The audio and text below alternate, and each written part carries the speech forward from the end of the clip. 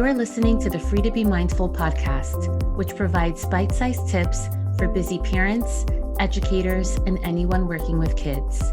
These real talk conversations focus on mindful living, mental health, and personal growth, helping all to learn, grow, and inspire with mindfulness in mind.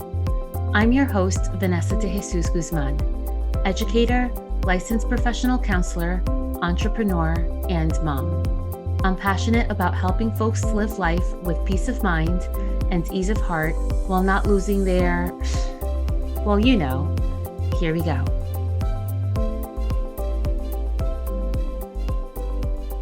Hello and welcome to episode 110 of the Free to Be Mindful podcast. I hope that you're feeling good, looking good, and doing better in this world than you were yesterday. So, of course, I just want to start off by saying thank you for tuning in, and hopefully you are sharing the podcast with friends. If you are gaining anything from tuning in, whether it be the parenting tips on the Consult a Counselor series that's released every Thursday morning, or any mindful living, mental health, or personal growth tips that you hear on the 20-minute episodes, which are released every Monday morning, I greatly appreciate if you can either repost this on your social media stories or share with a friend or rate and review the podcast. I really do appreciate it. So I've been having a lot of conversations with different groups of people recently, and I've noticed a common theme. It seems like we want everything in the palm of our hands right away. And the first thing I think of is it reminds me of a very young child where if you mention anything or if they see a toy or a piece of candy or something that they want at that moment in time, they throw their hands up in the air and the tantrum starts, and right away it's wailing until they receive the thing that they want to receive. But as adults, we don't throw tantrums that look like that per se, but there are different times where our level of patience is challenged. And I've noticed a theme that many people have been challenged recently as far as getting what they want and when they want it. And when we say it like that, it sounds a little bit full of greed to a degree, as far as like, I want this right now, almost as if we were 3 years old. But when you think about it, we're always working towards something. It can be something more formal, like always working toward a goal, but really sometimes we're working toward nap time. We're getting back into bed at the middle of the night. We're working toward reaching Friday so that we can enjoy the weekend. We're working toward seeing a friend or spending time with our loved ones. We're always looking forward to something. However, that something isn't always had at this moment in time. And what I've noticed is that space in time where we don't get what we want right away, how do we react to that? And what do we do that sometimes works against us while we're in this waiting period? And as we're living our lives each and every day, there's so much that we have to wait for. We have to wait for the coffee to come out of the coffee maker. We have to wait for our food being done. We wait for the light to turn green. We wait for the big truck to finish turning so that we can finally go if we're driving. We wait for the start of the day or lunchtime or the end of the day. We're waiting for big celebrations, perhaps birthdays, to take place. And that's just everyday run-of-the-mill type of things. But sometimes we're waiting for bigger things. We're waiting for the results after a mammogram to see what the doctor is going to say. We're waiting to see the results of a test perhaps that we've taken. And speaking of tests, sometimes even waiting those few minutes before a COVID test that most of us are used to taking now, or even a pregnancy test. There's so much that we wait for on an everyday basis that sometimes we are just waiting to speed up time. We're waiting for that result to come, that answer to come, the event to come, that person to be here, that thing to finally be in our hands and in our possessions. And we want to press fast forward so that we can get there. But we have to remember those moments in between to soak that time in. So for example, going with having a baby, we're waiting for those 2 lines to turn pink so that we finally know, are we having this baby? And then it's 9 long months to kind of finally see their face And sometimes when they're out, you kind of want to push them back in because sometimes it seems so much easier to take care of a baby that's in a belly and not a baby that's right in front of you, even though you're so eager to finally see their faces. It seems like in life we've been used to getting instant gratification, and more so in our current day than the times when I was a kid.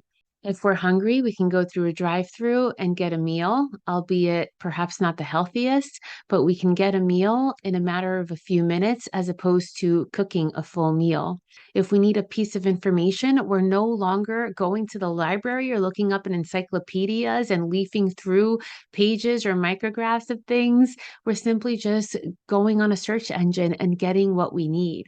And having this instant gratification has definitely changed our outlook on how fast and how quick we expect to get things in life when that isn't always the case or sometimes cannot be possible. And there's so much that plays a part to our response of being patient or being impatient and what we do in that waiting time.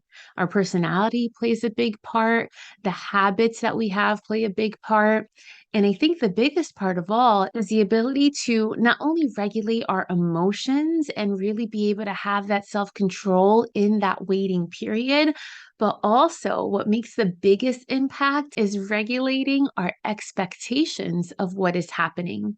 Sometimes in that waiting period, we think it's going to turn out one way. And then when it doesn't, that sometimes creates the bigger blow than us just waiting and just taking what comes. Sometimes we create these stories in our minds that things have to happen just so. We have to follow a certain timeline or we have to stick to a certain schedule. And I understand how it feels like waiting on a long line to get gas or waiting on a long line of Trader Joe's and wondering what it is that's happening up there that's taking so long. However, what we do with that time really determines so much. Because if we get caught up in our feelings as far as I only had half an hour and now I need to get back, you can't make the hands of time run any faster than they actually do. So it's not just the ability of being patient in a situation until it's your turn or until the results are in or until you get what you want. It's really what you do within that time that creates who you are, how you respond within that time that really creates the different things around your life at that moment in time. Because again, if you're online for something and you get really grouchy and you start huffing and puffing and getting an attitude, then it's a domino effect and you are impacting those people around you. And not only is that moment going to be impacted, but perhaps those that follow as well. And when we grow up with the idea of thinking that we need to have what we want when we want it, we really get disillusioned because life isn't always that way. And then what happens is our attitude or our mindset becomes rather negative because then we learn to react in such a way where we think all the bad stuff always happens to us. Or why is it that, we can't find the parking spot right away? Why is it that we always get stuck behind these long lines? Why isn't that this thing still isn't happening, or you're being passed up for the promotion, or your kid still continues to make poor choices? And when we look at life through these negative lens, then what ends up happening is that we end up finding more negative around us. And not only does that impact our mindset and our attitude, but it can even impact our health. It can lead to a higher risk of heart problems. It can lead to perhaps impatience and irritability, and it can lead to an overall dissatisfaction of life, which again then impacts the way that we look at things. So, after realizing all of this, the question is, well, how do we get over it? How do we become more patient? How do we not have a negative attitude? And the very first step is to have that awareness, to really be aware and identify when it is that you're being impatient. What feeling are you feeling during this time and why? So, for example, sometimes when we're stuck in traffic, we get really upset because who wants to be sitting on the road instead of sitting at home? But really identify what it is that you're feeling. Are you anxious because you're going to miss something at home? Are you getting upset because you're really tired and you just need to rest, or you have a meeting coming up, or you need to make dinner? Really identify what it is that you're feeling in that moment and what the cause is and what you want instead. Again, is that going to make the hands of times go faster? Not necessarily, but having that awareness is going to help you with the second step of once you're seeing clearly of what you're feeling and why it is, then you can reframe how you're thinking about that situation. When things don't go our way or when we have a different set of expectations, sometimes we think that way because we're just looking at things through our own lens, as opposed to taking perspective and really thinking about, is this traffic created just so that you wouldn't get home? Or is there a long line because you're prohibiting you from paying? Or did the ink run out on the cash register? Or is there someone who's having a hard time bagging? We can take perspective and have a little bit of empathy for what's going on around us. It may help us ease our expectations so that we can still look at things with hope. And letting those expectations go may be helpful to the way that we look at things. I know that when I was working toward my licensure to become a licensed therapist, it took me so much longer than it really should have. And there was so much anger and frustration around this aspect because some of it just was out of my control and I didn't understand why things just didn't line up. However, being so frustrated again didn't make things speed up any faster. And now, when I look in hindsight, I'm able to see why it worked out for my benefit, even though it wasn't the way that I had planned on things happening. So it may be easier said than done, but you can learn ways to be more patient with life and with yourself. The first is being a little bit more mindful and always using your breath as a tool, since that is something that you always carry with you. So when you feel yourself getting irritated or anxious or angry, using your breath to calm your heart rate down so that you can be a little bit more gentle with yourself and gentle with those around you.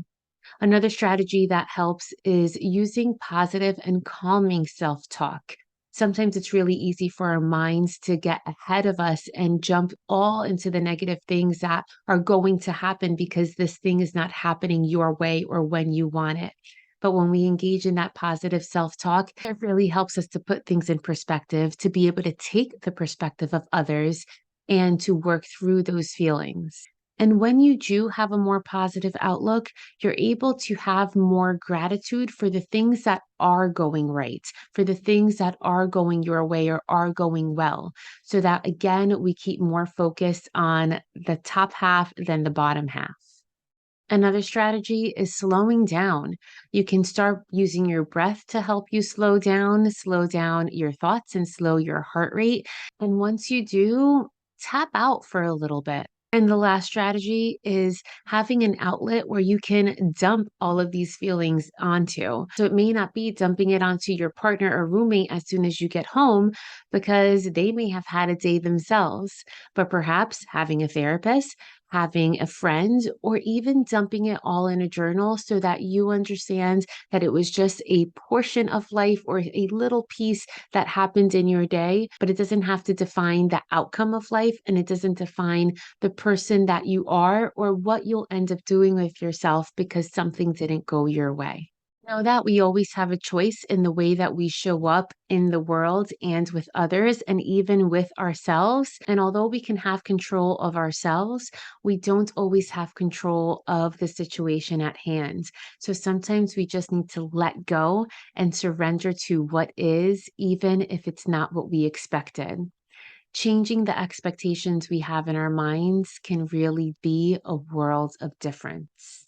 And when we use these tools to stop and take breaths, to slow down and be grateful, to have a positive mindset and a positive attitude, when we do all of these things and practice patience in our everyday lives, then it becomes much easier to implement that when we're looking at the very big things. So, my friends, this week I challenge you to take breaths before you speak, to take a breath and look at things around the space you're in before you get upset from having to wait in line or having the car in front of you go first or while you're waiting for the result of something. Know that there are bigger powers at hand, and we cannot control our entire lives or the world in which we live in. And in those moments where things aren't going our way, there's so many smaller moments that we can take advantage of that if we're always in a rush, we definitely miss. I invite you now to join me on this short guided meditation. So right now, regardless of where you are or what you're doing, if you're able to, stop what it is you are doing. Take a look at the space around you. First, observe all of the various colors there is in the space around you. Try to go through the rainbow of red. Look at the oranges, yellows, greens, blues, violets, and those colors unmentioned. Then take a look at the space you're in and find different shapes. First, look for all the circles, then all of the rectangles, the squares. Maybe look at things with soft edges versus those with harsh edges or sharp turns. Notice the textures of the room that you're in. What perhaps may feel soft to the touch? What would be hard? What would be hot? What would be cold?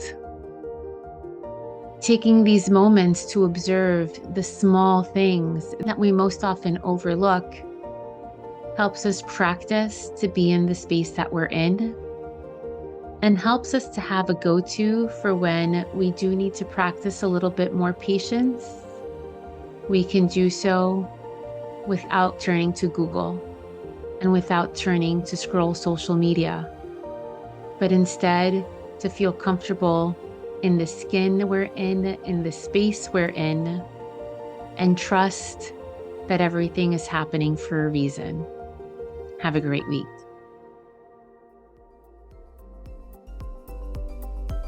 I hope you enjoyed this week's show.